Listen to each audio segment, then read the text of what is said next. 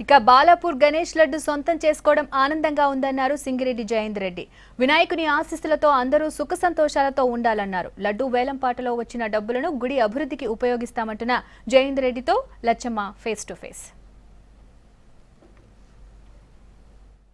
బాలాపూర్లో ఉన్న 21 అడుగుల గణపతి చేతులున్న 21 కిలోల లడ్డూని సొంతం చేసుకున్న సింగిరెడ్డి జయేందర్ రెడ్డి గారి నుంచి కొన్ని విషయాలు తెలుసుకుందాం మనం ఇప్పుడు. సరేనా, ఎట్లా అనిపిస్తుంది మీకు? లడ్డు కొంచెన్నందుకు చాలా సంతోషంగా ఉందండి. పోయినసారి ఎంతకు పోయింది లడ్డు? 9,26,000. ఇప్పుడు మీరు 9,50,000 పెట్టి కొన్నారు, మీకు ఎట్లా అనిపిస్తుంది? నాకు చాలా సంతోషంగా ఉంది, కొనాలని కోరిక ఉంది. మొట్టమొదటిసారి మా స్నేహితుడు కొల్లన్ మోహన్ రెడ్డి 450 రూపాయలకు కొని చాలా 5 సార్లు తీసుకోండు. మంచి ఆరోగ్యంగా ఉన్నాడు, మంచి పంటలు పండిస్తాడు, ఉత్తమ రైతు అవార్డు పొందింది.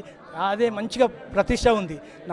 నేను కూడా ఉత్తమ రైతును బాలాపూర్ కాబట్టి గుడి అభివృద్ధి చేసిన మా కొల్లన్ మోహన్ రెడ్డి తీసుకున్నాక గుడి శిథిలమవుతుంది. మా స్నేహితులందరూ కలిసి అన్నాను ముందడుకుండి ఈ గుడి పునర్నిర్మాణం చేయాలి, మేము అందరి సహకారం ఉంటుందని చెప్పారు. ఆ లడ్డు పైసలకి వెళ్ళి మొదట 4 లక్షల రూపాయలు ఇస్తే మా స్నేహితులందరూ కలిసి 10 లక్షల రూపాయలు పోగు చేస్తే మొత్తం గుడి నిర్మాణం చేసి ప్రతిష్ట చేసినాం. ఆ తర్వాత ఈ ప్రతిష్టను చూసి మా ఊళ్ళో మంచి జరుగుతుందని నరసింహారావు గుప్తా సేటు నేను ఒక వెంకటేశ్వర టెంపుల్ కట్టిస్తాను ఆయన ముందుకు వచ్చాడు. ఆ తర్వాత మంచి భక్తులు పెరుగుతుంటే మా వినాయకుని కమిటీ వాళ్ళు కూడా ఇక్కడ వినాయకుని టెంపుల్ ఏర్పాటు చేయాలి, లక్ష్మీ గణపతి టెంపుల్ను కూడా ఏర్పాటు చేయడం. అప్పటి నుంచి చాలామంది భక్తులు పెరిగిండు.